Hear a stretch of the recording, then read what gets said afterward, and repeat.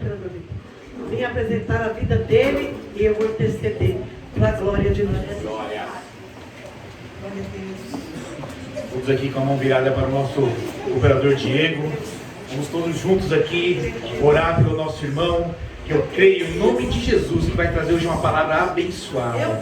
E hoje, em nome de Jesus, ele vai nos alimentar com aquilo que tem de melhor para todos nós. Em nome de Jesus, amém e graças a Deus. Glória a Deus. Glória. Aplauda o Senhor pela vida, em nome de Jesus.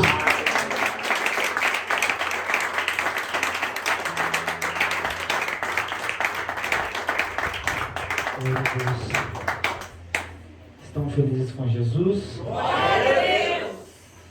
Peço que continuem orando pela minha vida. Minha saúde ainda está bem debilitada. Hoje foi um dia difícil, bispo. Bastante tontura, um cansaço. E mesmo que eu descansei sexta-feira, descansei no sábado, sabendo que eu ia trabalhar na segunda-feira, descansei hoje. Mas é um cansaço que eu não sei. Daqui a pouco dá falta de ar, mas eu creio que o Senhor, se Ele proveu que eu passasse por isso, eu vou passar dando glória a Deus. Deus me deu, Deus tomou, bendito seja o nome do Senhor, a saúde quem dá a Ele. No momento certo eu vou estar correndo aqui, e na hora que eu correr, vocês correm comigo para o monte, a gente para lá e ora, não. Eu pensei que o pastor ia pregar, abre aí em Lucas 24. Quando ele falou Lucas 24, eu falei, ixi, aí não vai sobrar a palavra não.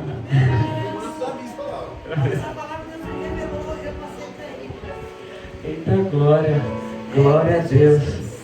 E eu vou ler a partir do 44, mas o começo da palavra, ela já diz também a mesma passagem,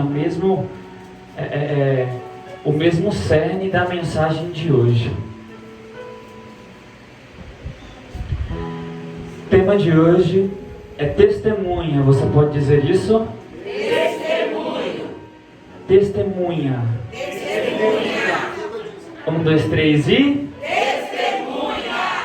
Olha para o seu irmão e diga para ele, somos testemunhas. Somos testemunhas. Pastor Wester, fala com uma... Eita, vai que eu Lucas 24, 44, vamos ganhar tempo. Vai dizer assim: em seguida Jesus lhes explicou, são estas palavras que eu vos ensinei. Quando ainda estava entre vós, era necessário que se cumprisse tudo que a meu respeito está escrito na lei de Moisés, nos profetas e nos salmos. Então se lhes abriu o entendimento para que pudessem compreender as Escrituras. Eles afirmou, está escrito que o Cristo haveria de padecer e ressuscitar dos mortos no terceiro dia, e que em seu nome seria pregado o arrependimento para o perdão dos pecados a todas as nações, começando por Jerusalém. E vós sois testemunhas destes fatos. Eis que eu sobre vós envio a promessa de meu Pai, contudo permanecei na cidade, até que sejais revestido do poder do alto. E você se assenta em nome de Jesus. Glória a Deus. Eita, eu vou pedir uns 3 copos d'água para mim, por favor. Glória a Deus, aleluia. Deixa eu colocar aqui, gente, um cronômetro, porque ultimamente eu tenho me perdido muito com o tempo. E eu tenho também que ter tudo conduza com ordem e decência também, né? Em nome de Jesus. A palavra, ela vai começar a dizer em Lucas 24 que nós somos testemunhas. E testemunhas do que, Diego? Testemunhas de tudo aquilo que o nosso amigo e amado Jesus Cristo de Nazaré passou. E assim como a bispa disse nesta noite, ela disse até para as crianças, para os jovens, adolescentes: o que vocês têm falado, onde vocês têm passado, fala do amor de Cristo, onde vocês têm passado, fala do amor de Jesus, que Jesus morreu por vocês na cruz. E nós somos testemunhas desse amor de Cristo. Eu preciso de outro microfone, está muito baixo.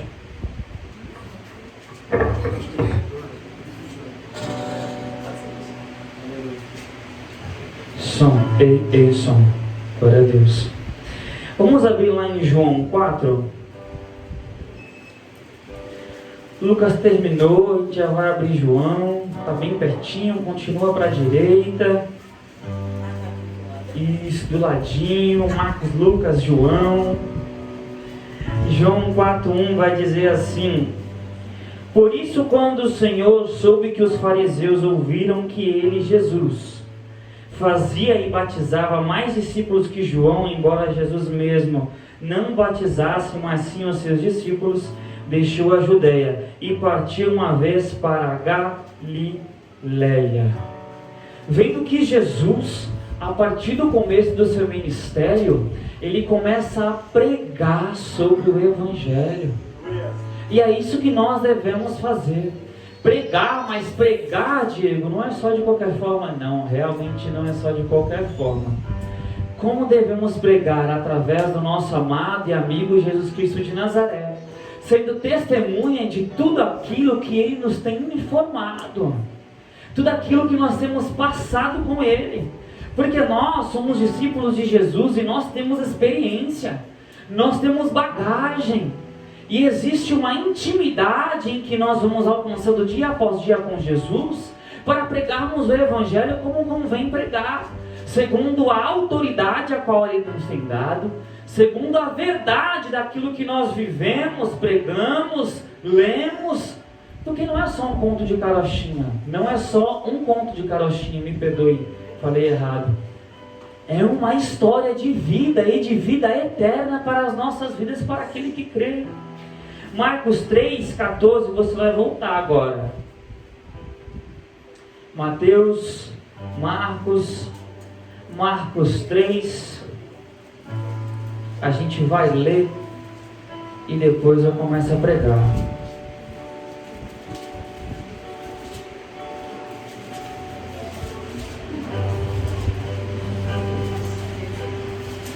Meu amigo, vamos? Poxa. Marcos 3, o versículo 14 diz: e escolheu 12, isso é Jesus, e escolheu 12, qualificando-os como apóstolos, para que convivessem com ele. Ouviram, igreja? Eu vou ler novamente, eu leio o versículo inteiro dessa vez. 14 diz assim, Marcos 3,14: e escolheu 12, qualificando-os como apóstolos, para que convivessem com ele, e os pudesse enviar a proclamar e tivessem autoridade para expulsar demônios. Jesus nos escolheu, assim como os 12 apóstolos, para pregar e testemunhar das Escrituras do Evangelho. Mas se Ele nos escolheu, foi para viver com Ele. O que é isso, Diego? Que Ele vai dizer aqui, convivesse com Ele? É uma vida de intimidade. É uma vida de quem anda verdadeiramente segundo a palavra de Deus.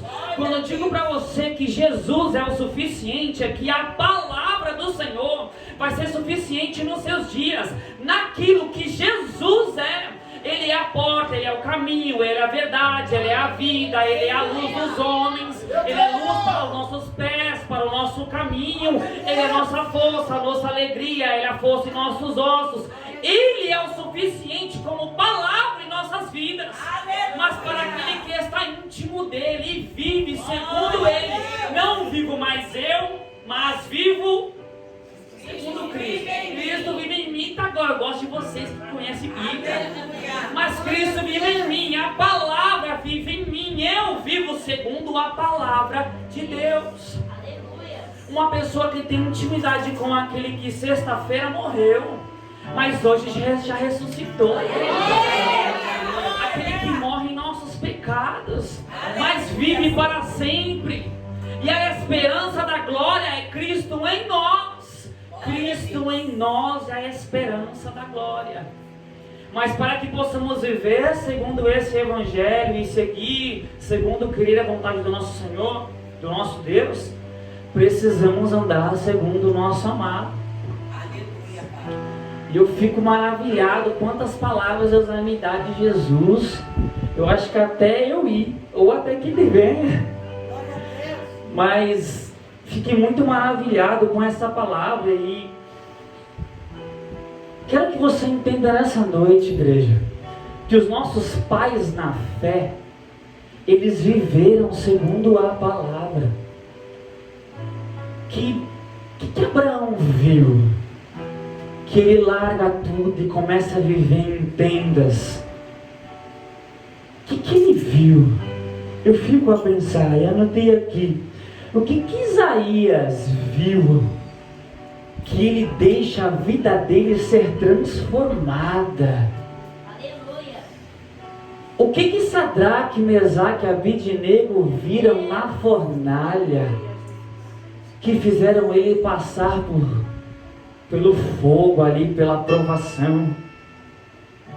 O que Saulo vê no caminho de Damasco e faz esse homem que é tão entendido largar tudo aquilo que ele pensava ser o certo e viver segundo Cristo? O que João viu na ilha de Patmos, que ele fala na palavra de Deus que ele cai como um morto ao ver o nosso amado ressurreto? Aleluia. Glória a Deus. O que Samuel, e eu deixei essa explicação aqui que é para os jovens, né? Tem que ter também algo para os jovens. 1 Samuel 3 vai começar a dizer a palavra de Ana em 1 Samuel, e lá no 3 vai começar a história dele. E esse menino, conforme vocês vão lendo, e se vocês quiserem ler, jovens, na casa de vocês, Ana orava. A gente conhece a história de Eli, e eu vou resumir aqui porque eu preciso pregar a palavra. Mas uma mãe orava, e Deus ouve o clamor dessa mãe. E essa mãe fala para Deus que se ela entregasse um varão para ela ia entregar para Deus.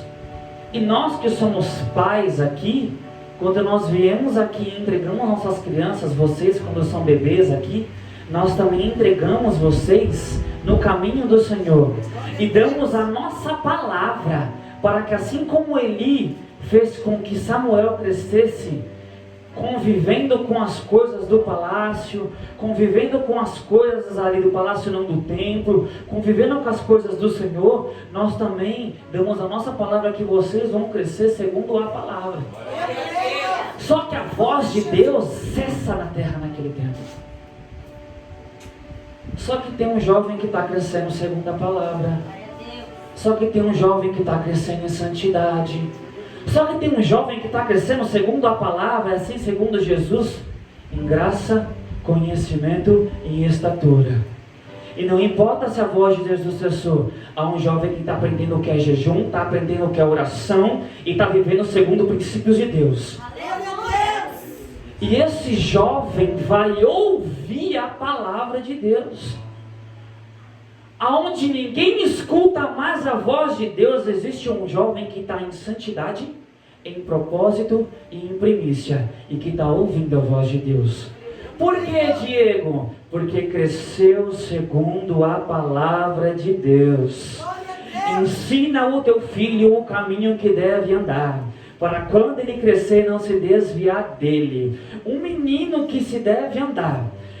Ensina o menino. Por que menino? Porque é novo. Para quando ele crescer, só cresce aquele que é pequeno. Apesar que tem uns grandes aqui que crescem, né, rapaz? Mas a Bíblia está falando dos pequenos. Ah, Diego, mas ele não entende, mas ele não sabe. Ah, eu vou deixar. Ele precisa ser criança, ele precisa ser isso, ele precisa ser aquilo.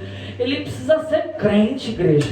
Ele precisa de Deus. Ele precisa de salvação. Essa criança também precisa de palavra. Essa criança também precisa se converter ao Evangelho. Filho de pastor não quer dizer que é convertido. Não quer dizer. Não quer dizer. Ele também precisa aceitar, se batizar, conviver com Cristo e seguir uma linha de raciocínio lógico daquilo que Deus falou para ele também. Há um ministério para essa criança também precisa ser ensinado. Mas por que esse jovem escuta a voz de Deus? Porque esse jovem vive segundo a palavra. A palavra. E a palavra é Jesus. Jesus é a palavra. Jesus é a palavra. Glória a Deus. O nosso amado é a palavra. Obrigada, Pai. Então, jovens, vocês também precisam aprender dessa palavra. João 1 vai dizer: No princípio era a palavra, e a palavra estava com Deus, e a palavra era Deus. Ele e a palavra estavam no princípio com Deus. Todas as coisas foram feitas através dele, e sem ele nada do que existe teria sido feito. Esse é o nosso amado, a palavra de Deus. Aleluia. Precisamos viver uma vida de primícias no caminho do Senhor.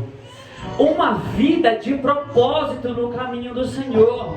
Uma vida daquela pessoa que busca intimidade, tem sede e tem fome de Jesus. Porque quem tem sede e tem fome de Jesus tem sede da palavra.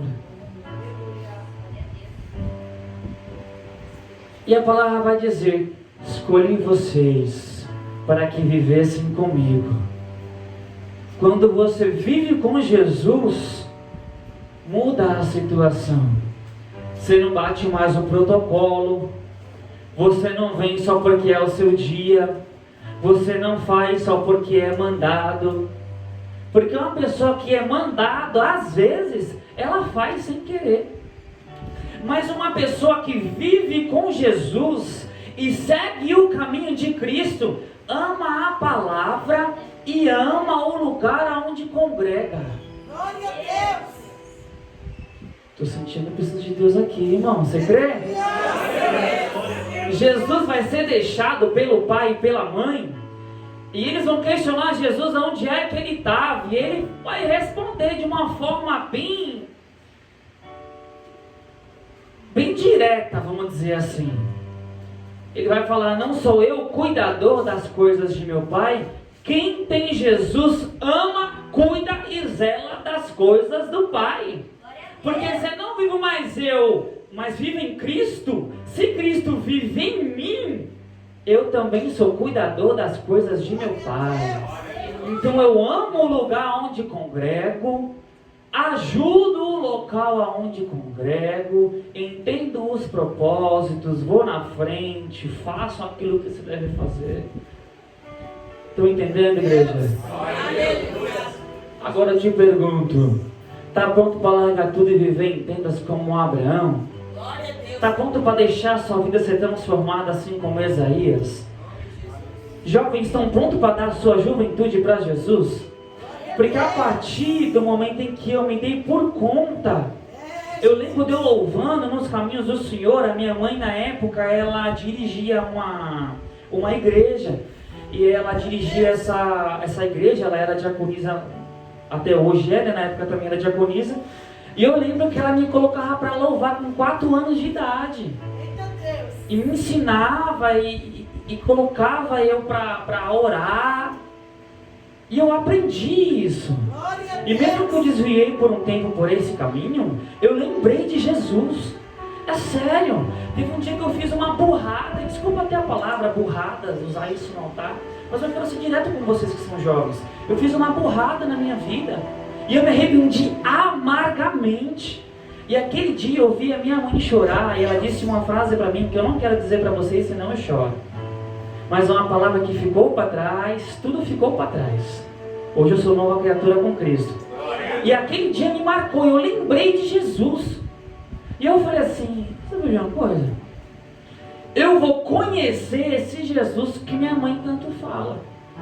Eu vou começar a ir não só porque ela me leva, não só porque ela fala assim: não, enquanto você estiver comigo, você vai para a igreja. Aí quando você tiver a idade, que você tiver a sua casa, você faz o que você quiser. E ela sempre me levou para os cultos, sempre me levou para culto, sempre me levou para culto. Eu sempre via gente sendo curada, pessoas aceitando a Jesus, vidas sendo transformadas. E nesse dia que eu lembrei de Jesus, eu falei assim: eu quero começar a servir esse Jesus. E a partir dos meus 17 anos de idade, eu já posso dizer que 17 já é um jovem, né? Até hoje, os 25 anos de idade, o final da minha juventude, 25 anos, eu dei para o Senhor. E eu não me arrependo de ter dado a minha juventude para o Senhor. E eu vi muitos jovens entrando aqui e saindo daqui. Muitos jovens que eram meu alicerce saiu. Muitos jovens que eram a minha alegria, que eu me espelhava muito, saíram daqui. Assim como a Luciana fala que tinha a Dinha, tinha a Dáia, tinha não sei quem, que ela sempre falava, e todo mundo saiu. E ficou ela apaixonada aqui por Jesus. Glória a Deus. Como a bispa diz, eu não tinha pastor, eu não tinha quem me instruísse. E eu falo para ela, bispa, você é Paulo. Você ensina umas coisas pra gente que você fala que aprendeu com Cristo, que Deus te falou. E depois eu consigo mostrar para ela na palavra que o que ela ensina é o que Cristo me ensinou. E é o que Paulo disse na ceia. Ele fala que o que eu aprendi de Cristo eu vos ensinei. Uma pessoa que tem intimidade com Cristo e está ensinando de Cristo, mesmo que ainda não aprendeu segundo a palavra. Verdade, Deus. Precisa dessa intimidade, jovens. Vocês precisam buscar o Senhor enquanto há tempo. Para quando vocês forem mais velhos, vocês vão ter descontentamento em tudo aquilo que vocês fizeram no passado. E tem uma coisa, que descontentamento é esse que a Bíblia diz? Uma coisa que eu vejo os mais velhos falando bastante: se eu pudesse, tinha servido mais cedo. É ou não é verdade? É verdade. Tinha aceitado mais cedo, tinha feito mais cedo. Descontentamento. Glória a Deus. Glória a Deus. É um descontentamento. Eita Deus. Aproveita a oportunidade. É um descontentamento, por quê? Porque eles sabem que o caminho melhor é Cristo. Aleluia. Que a vida está em Cristo e é uma vida com abundância em Cristo. Glória a Deus. Mas para que preguemos esse evangelho, e se eu falar para vocês que eu nem comecei a pregar ainda? De verdade. Quero ser direto aqui. Em nome de Jesus. Eu quero contar para vocês, e eu não vou nem ler, a história da samaritana. A samaritana, nós como bem conhecemos, ela era uma mulher. Ela já tinha tido 5 maridos. O marido que estava com ela também não era dela. E Jesus está caminhando. E havia um caminho para ele trilhar, mas ele escolhe o caminho mais longo. E os discípulos não entendem porquê, até questionam ele, mas eles vão, segundo o mestre ensina. E chega um determinado momento, ele vai falar assim, ó: vocês vão mais na frente, comprem coisas pra gente comer e eu vou ficar aqui sozinho. Podem ir lá. E ele vê uma mulher pegando água no poço ao meio-dia. Só que não é a hora das mulheres pegarem água no poço. Mas nós bem sabemos que ela está pegando água no poço porque ela não pode andar com as mulheres, porque ela é adúltera. Ela ficava com vários maridos. E essa mulher, essa questão social a qual ela vivia, porque também nós sabemos que o nosso amado Jesus era judeu e ela era de Samaria, a Bíblia vai dizer que eles não poderiam estar conversando, não só por ser um homem e uma mulher estar sozinhos, mas também por eles serem rivais, vamos dizer assim, porque os judeus não conversavam com os samaritanos. Mas ele está sozinho com ela, Cristo, o amado, meus amados, meus queridos irmãos, enrolou um pouquinho aqui, porque ele era o Cristo. Um homem não se anda um homem sozinho com uma mulher. E ele vai quebrar esse protocolo sendo o Deus conosco. E ele chega ao lado dessa mulher, a gente sabe que ele vai começar a pedir água para ela. E ela vai começar, olha, você não sabe que eu sou samaritana, você é judeu, a gente não podia nem estar conversando aqui? Ele fala assim, mas eu tenho sede, dá-me de beber. E ele vai falar assim para ela, mas... E ela vai falar para ele, né? Mas você não trouxe um cântaro, você não trouxe um nada para pegar água aqui, nada? Ele falou, é um homem, aparentemente um homem que tem sede, que se achega a ela. Uma mulher que já teve muitos maridos, pode até pensar que ele estava dando em cima dela, sozinho, sentado, talvez ao lado dela, conversando com ela. O homem só puxou um assunto, né? E ela vai meio que cortando, sendo muito dura naquilo que ela falava. E chega um determinado momento dessa história em que ele vai dizer assim, ó: se você soubesse quem eu sou, você me pediria água, e eu te daria da água da vida, e ela seria em você como uma fonte que jorra de dentro para fora. E a história continua, essa mulher continua conversando com Jesus, ele vai falar sobre os maridos dela, ela percebe que ele é um profeta, e quando ela percebe que ele é um profeta, como se, eu vejo lendo como se ela ficasse muito triste. Porque é como se mais uma pessoa apontasse os erros dela. Só que esse homem não é qualquer homem. Ele é o Deus Emanuel. E para finalizar, ao final dessa história, a Bíblia vai dizer que ela deixa o cântaro dela e sai correndo para Samaria. Ela esquece o que ela estava fazendo. E quando ela chega lá, ela começa a testemunhar de Cristo. E ela começa a dizer: eu vi o Messias que viria. Não é esse o homem que sabe de todas as coisas que eu já fiz? Não seria esse o profeta Messias? Essa mulher, ela vai ter uma experiência. E é isso que eu deixo para você nessa noite. Nós precisamos buscar intimidade com Jesus para termos experiências com Ele. O que Abraão viu para morar em tendas, ele viu, ele provou da intimidade e teve experiências. Sai da sua terra, da tua parentela, da casa de teu pai. Um homem que tem intimidade, que escuta, mas vai começar a ganhar experiência. Glória a Deus! É como disse na casa da Dani, é como Jeremias 18. Ele vai ouvir: ó, desce a casa do oleiro, e lá eu vou te ensinar. Glória a Deus! E ele toma uma atitude em cima da palavra de intimidade que ele tem com Deus. E lá ele vai aprender, ter experiência. E ele vai começar a ensinar na palavra, segundo a experiência que ele tem com Deus.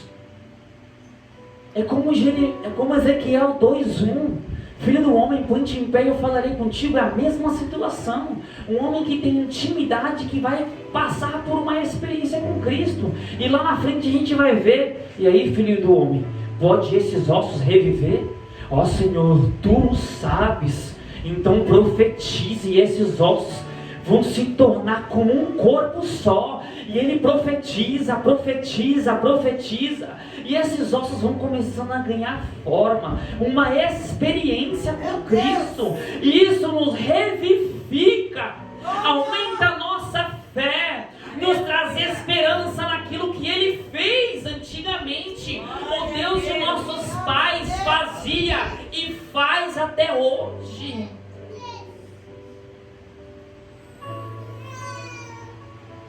O que Paulo viu na ilha de Damasco? Ele viu o Cristo. E as escamas dos olhos dele cai quando aquele homem vai orar por ele. E ele vai entender realmente quem é Cristo e quem é a palavra. E através disso, dessa experiência, ele larga tudo e vive uma vida realmente em santidade, em direção, e começa a testemunhar daquilo que ele passa. Você começa a ler Atos, apanha dos amigos e passa por isso e por aquilo. E é deserto não, você direto na palavra. Passa pelo navio, o navio quase naufraga, passa por um canto, passa por outro, porque ele é mandado para vários locais para ser... para ver se ele vai ser preso, se não vai ser preso. E depois de tudo, esse homem quase morre, já apanhou de amigo, quando ele chega lá na ilha, ele começa a falar de Jesus e começa a orar, colocar a mão, e vidas vão começar a ser curadas através da mão desse homem. E a partir disso, este homem vai começar a pregar. E por que ele é preso? Porque ele começa a pregar sobre a experiência que ele teve. mas ele não se importa com a tribulação, não se importa com a tristeza de ser traído por irmãos. Ele segue uma vida. E é uma das coisas que eu até conversei com o Vitor. Eu vi um testemunho de um pastor, e ele falava bem assim, olha que interessante, pastor Wellington. Era um pastor e estava no meio de um culto, e uma pessoa se levantou no meio do culto e apontou o dedo para ele e disse um monte de coisa contra ele. E ele ficou parado. Depois que a pessoa terminou, a pessoa virou as costas e ele falou, vai em paz, e continuou o culto. E aí um dos obreiros foi questionar ele, ele falou, pastor, você precisa corrigir essas igrejas, precisa fazer isso, aquilo. Ele falou, meu filho, eu vou te dizer uma coisa.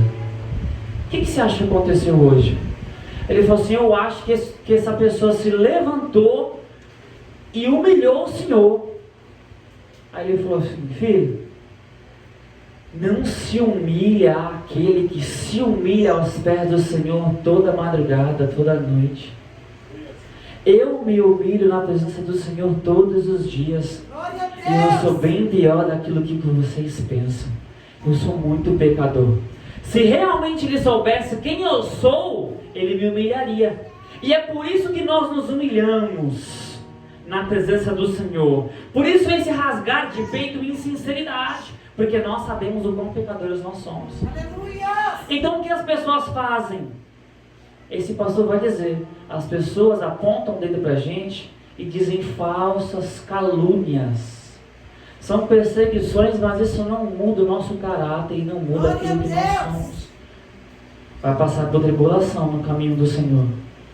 Você vai passar tribulação para pregar esse evangelho.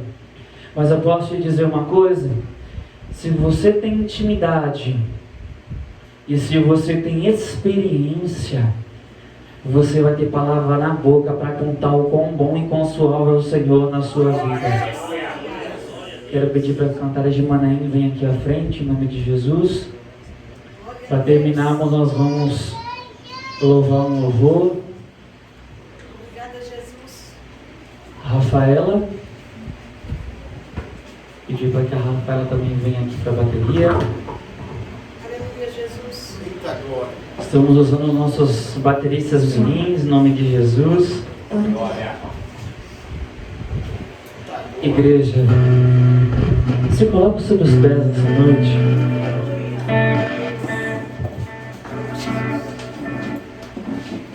Você precisa entregar a sua vida como fez a samaritana. Ele já conhece aquilo que você tem para dar para os outros. Ele já conhece quem você é. Só que você precisa realmente falar assim, eu conheço quem tu és, Jesus. E realmente faço aquilo que o Senhor diz que sou. Uma mulher que não conhecia Ele, mas ao se encontrar com Ele, confirma que é pecadora. Entrega a Ele quem Ele é. E através disso Ele começa a transformar esta vida. E Ele vai colocar essa água que jorra em nós. Ele vai colocar essa palavra, assim como o gadareno, esse homem que é expulso dele, uma legião. E esse jovem volta e começa a pregar, a ser um evangelista da experiência que ele tem com o Salvador. Busque intimidade com Ele. Ele ressuscitou e nos escolheu para que sejamos testemunhas. Testemunha daquilo que Ele tem feito na vida do Rodrigo, testemunha daquilo que Ele tem feito na vida da Andresa, na vida dessa família abençoada, na família do Pedro, na família da nosso irmão Eduardo, a nossa irmã Carla, do cooperador Vitor e a sua esposa, e todos vocês, irmãos. Nós somos testemunhas daquilo que Deus tem feito em nossas vidas, através de nós, em nossos irmãos também. Feche os seus olhos essa noite. Em teu poço estava eu, quando o homem judeu viu a sede que havia em mim. sem me ouviu, conheceu e me ofereceu uma água que jorra sem fim. Dá-me de beber, pois tenho sede. Não quero mais buscar em outras fontes. Não precisarei aqui voltar pra minha sede saciar, uma vez que eu já ouvi teu falar. Tu és por quem a minha alma esperou, a fonte da vida que me encontrou. És o dom de Deus, o Messias, o meu Salvador.